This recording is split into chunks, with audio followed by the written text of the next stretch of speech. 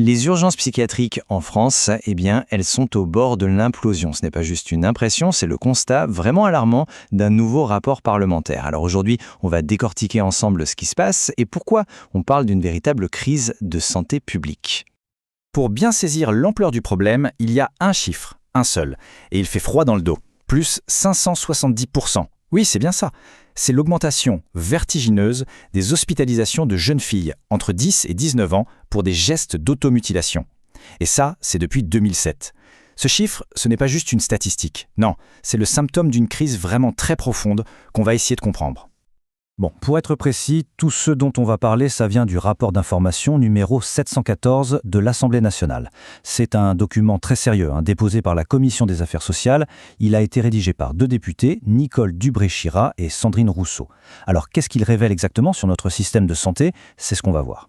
Alors, premier constat majeur du rapport, et c'est un constat assez paradoxal, c'est que les urgences générales, sont devenues la porte d'entrée numéro 1 pour les soins psychiatriques. Et c'est là que cette citation du psychiatre Alain Lopez prend tout son sens. Il dit « Pendant longtemps, on apprenait que l'urgence psychiatrique n'existe pas. » C'est fou quand on y pense, non? L'idée avant, c'était que la psychiatrie, ça se gérait en amont, avec un suivi, pas dans le chaos d'un service d'urgence. Sauf que, voilà, la réalité sur le terrain aujourd'hui, elle est complètement différente. Le rapport, il est très clair là-dessus. Les urgences sont devenues, et bien par défaut, le tout premier contact avec les soins pour des milliers et des milliers de personnes en détresse. C'est là que tout commence et c'est surtout là que tout s'engorge. Alors la question qu'on se pose tous, c'est comment on en est arrivé là? Comment un service pensé pour les crises cardiaques ou les accidents est devenu la première ligne de la psychiatrie? Eh bien le rapport justement nous donne des pistes. En fait, la réponse, elle est au cœur de notre système de santé. Le rapport pointe du doigt, sans détour, l'effondrement de l'offre de soins publics. On parle vraiment d'un système qui est à bout de souffle. Et là, les chiffres sont sans appel. D'un côté, l'hôpital public, il a perdu presque 9000 lits en psychiatrie depuis 2008. 9000! Et de l'autre côté, le secteur privé, lui, a augmenté sa capacité de plus de 30%. On assiste à un véritable transfert, avec des conséquences dramatiques. Et voilà le cœur du problème. Tout ça, ça crée un effet d'entonnoir géant. Les délais pour avoir un rendez-vous avant que ça n'explose, ils sont devenus tellement longs que c'est décourageant. Le parcours de soins est super complexe, du coup, beaucoup de gens abandonnent.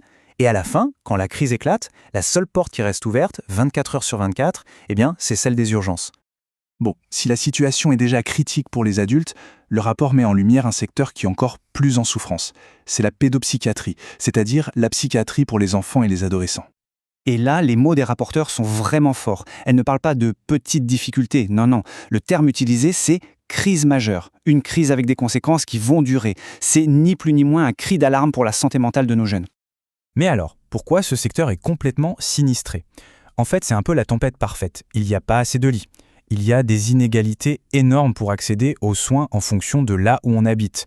Il y a de moins en moins de pédopsychiatres et en même temps, la demande de soins, elle explose littéralement. L'équation est juste impossible à résoudre. Ok, face à un tableau aussi noir, la question qui vient tout de suite, c'est « mais que font les pouvoirs publics? Est-ce qu'il y a une réaction ?» Le rapport se penche aussi là-dessus, sur ce qui est fait et sur ce qui est attendu. Et le rapport ne se contente pas de faire un constat, non.